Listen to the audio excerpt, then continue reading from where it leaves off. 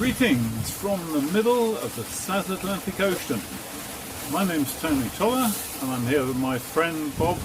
We're sailing his new Leopard catamaran from Cape Town to Barbados. As I say, we are in the middle of the South Atlantic Ocean, halfway between Cape Town and a little island called Fernando de Noronha off the coast of Brazil. The total journey is about 3,400 miles. And we've just passed 1,700 miles and about 1,700 to go. So it's exactly halfway and we've been going exactly 2 weeks. In this episode we finally get underway, and so far it's been a contrast of calm cruising, stormy seas, learning new experiences, fishing, and being chased by a whale.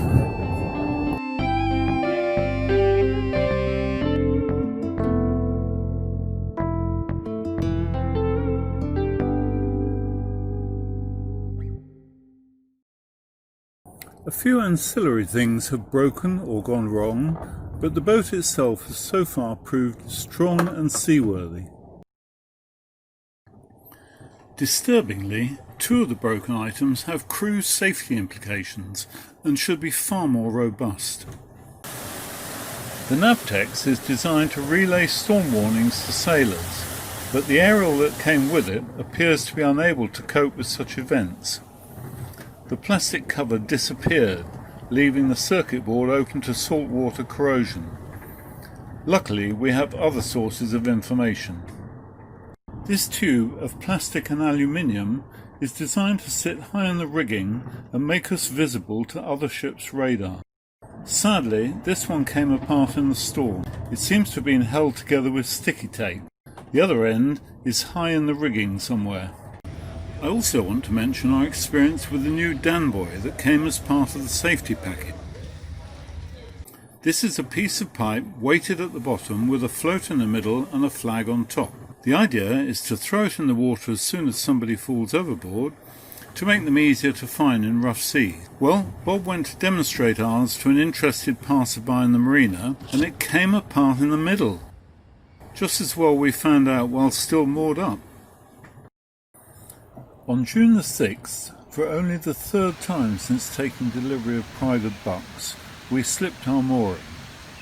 First time out was a sea trial. Second was to fuel up. Now we're going 6,000 miles across the Atlantic.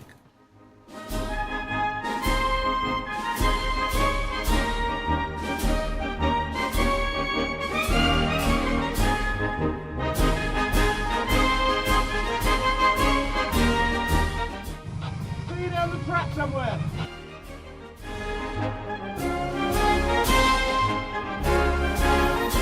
Leaving Cape Town after 80 days was a time of mixed emotions. Relief to be getting away at last, excitement at undertaking such an adventure, and some trepidation about what unknowns might lie ahead. Little did we know.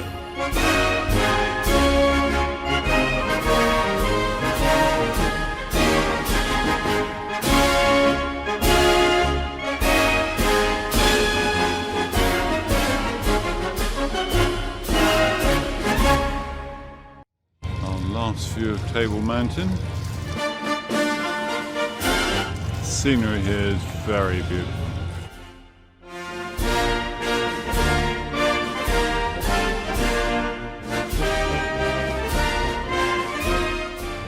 So, any comments on our departure?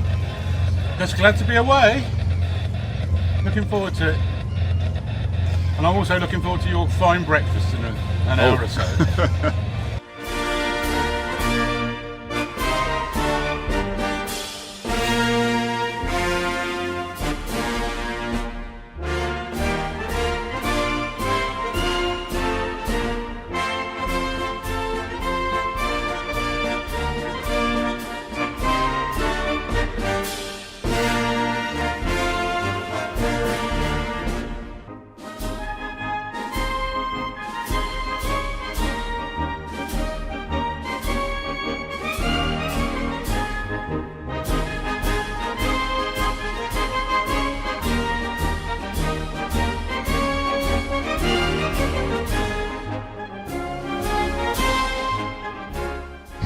Bye bye Cape Town.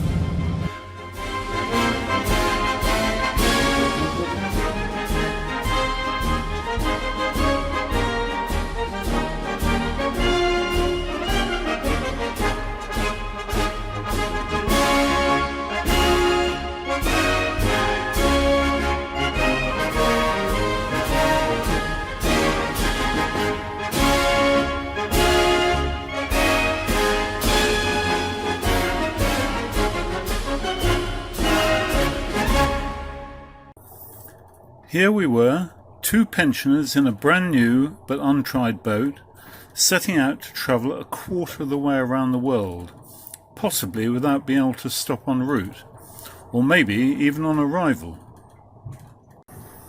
Our preparations had been thorough. Bob made list upon list, we spent many hours shopping, and only time will tell whether we've forgotten anything. Once you're 1,000 miles from the nearest land, you have to make do and manage. After spending most of Friday, June the 5th, battling with customs and immigration, we finally got everything stamped and approved mid-afternoon. It was frustrating that, having been told we needed up-to-date COVID checks, and paying £120 for the privilege, no one seemed interested in seeing the certificates. A nice finishing touch came with the naming of the new dinghy. I was fascinated to watch as the lovely Mark, the manufacturing company's boss, first glued a computer-generated stencil to the dinghy. He then roller painted over the lettering before carefully peeling off the stencil.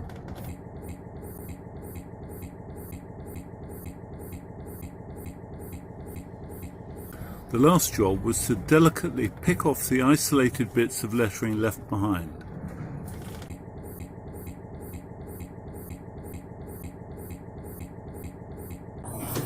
That evening we were able to relax a bit, and we had a delightful farewell drink with our friends Ulrika and Chum. Supposed to be from the heart of my bottom. I never realised that your bottom had a heart. Oh, this is lovely. Thank you.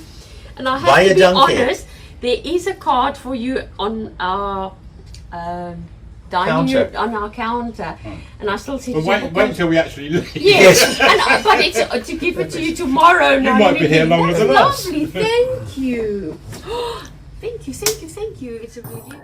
In anticipation of the exciting day ahead, we turned in early.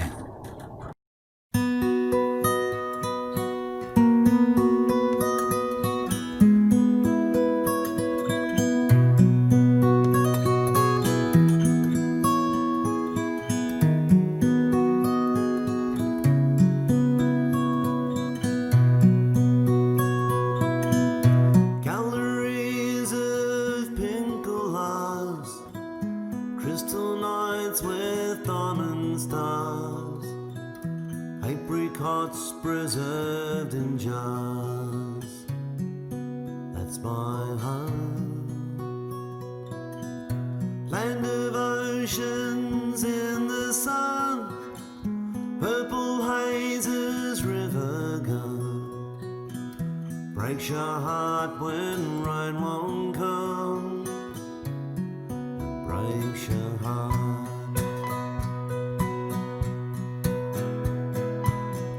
It takes a harsh and cruel drought to sort the weaker saplings out. Makes room for stronger trees.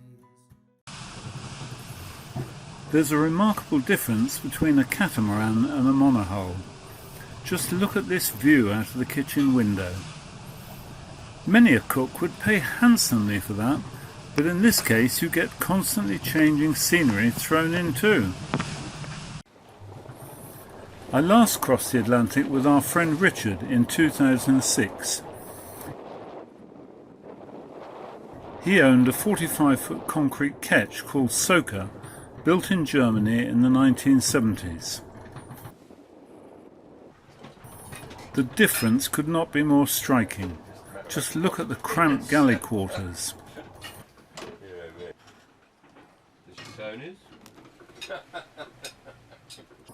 Here's Richard sorting a sail out. On the Leopard, everything can be done from the cockpit.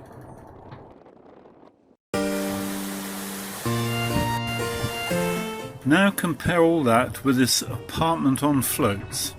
Twin engines, huge lounge kitchen diner, and 3 bedrooms that stay upright. Well, it's just gone noon on Saturday the 6th of June and it's the most beautiful day.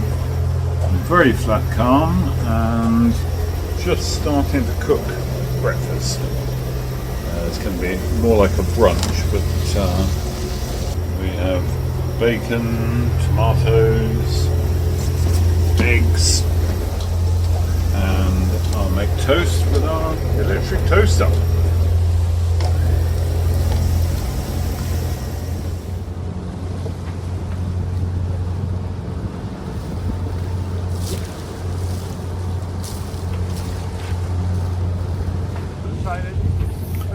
We are still in mobile phone range. Cape Town is now a long way in the background and we're heading into our first night at sea. It's a beautiful evening, we've just turned the engine off, sailing by the wind. This boat's got some big sails, wow. I'm on 8 till 12 and Bob's doing 12 till 4 and now I'm back on 4 till 8. So quite a hard night ahead.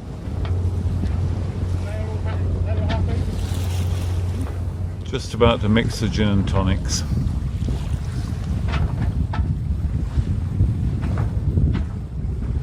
Look at that.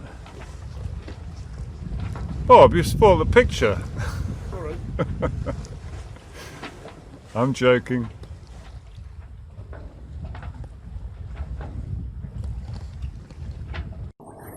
Look, no hands. The autopilot is doing its stuff. Bob set a course for St Helena, even though we probably can't stop there.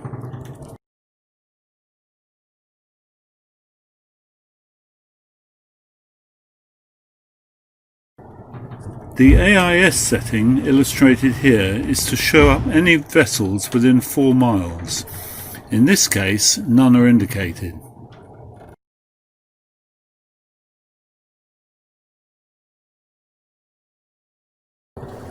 Our first dawn at sea provided quite a spectacle. Most mornings are probably like this, but I'm just not up early enough to experience them.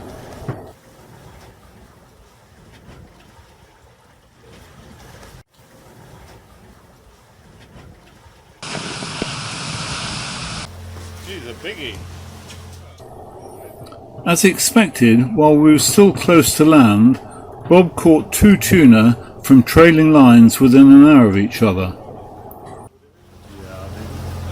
We're not going to have anywhere to put it.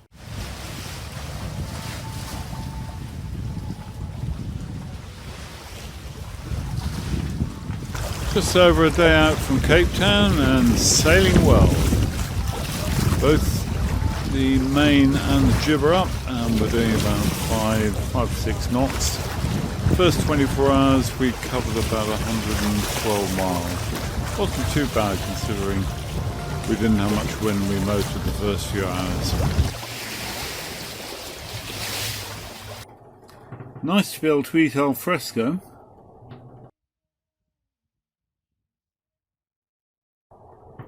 In the middle of the night a ceiling panel fell down right where Bob sits, but luckily it was my turn on watch. As happened before, the Velcro had stuck firmly to itself, but the adhesive backing had not adhered to the ceiling panel. In fairness to Michael the fitter, I think he sorted this problem on the other panels, but just forgot this one. At sunrise we were treated to a black, oily looking sea.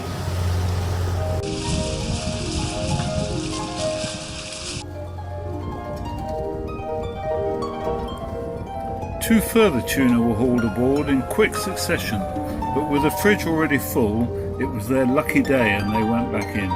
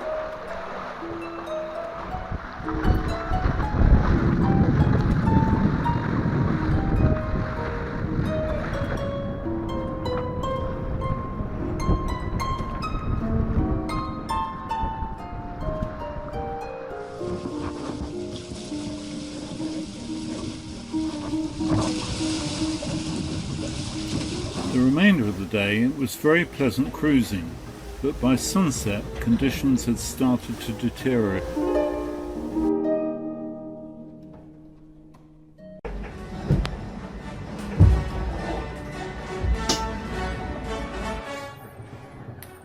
The fact that we were delayed so long in Cape Town due to the COVID-19 lockdown meant we left much later than planned.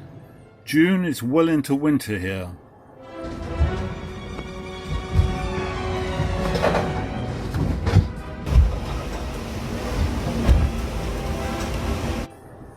Beginning on our fourth night out, wind speeds increased to 30 knots, and with the associated high seas made for a very uncomfortable 48 hours.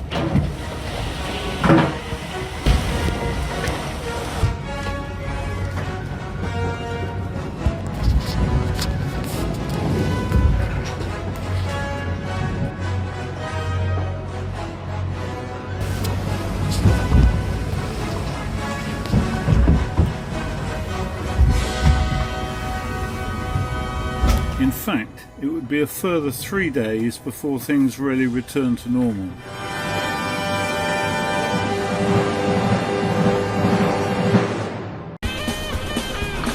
I attempted the relatively simple task of making porridge for breakfast. What a joke!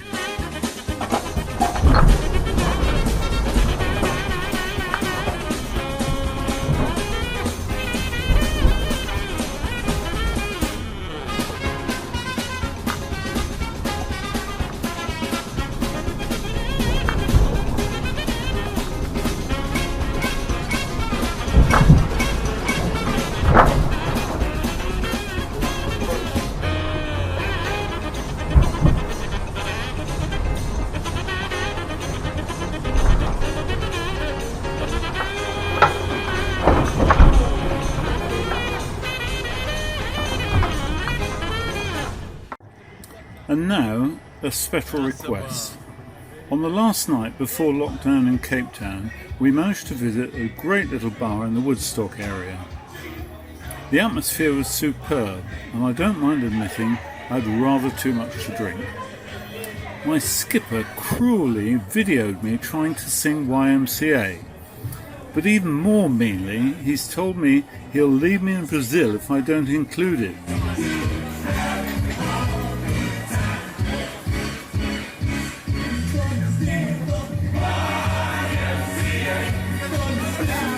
So on that note, it's good night from me. Well, that wraps up chapter 7, and the fact you're still with us shows it can't have been too bad. You'll find more excitement in chapter 8, and we will be uploading that as and when we get internet access, which is pretty few and far between at the moment. Don't forget to subscribe to Tony Toller on YouTube so that you get notifications when each chapter gets uploaded. And we'll look forward to seeing you next time. Bye!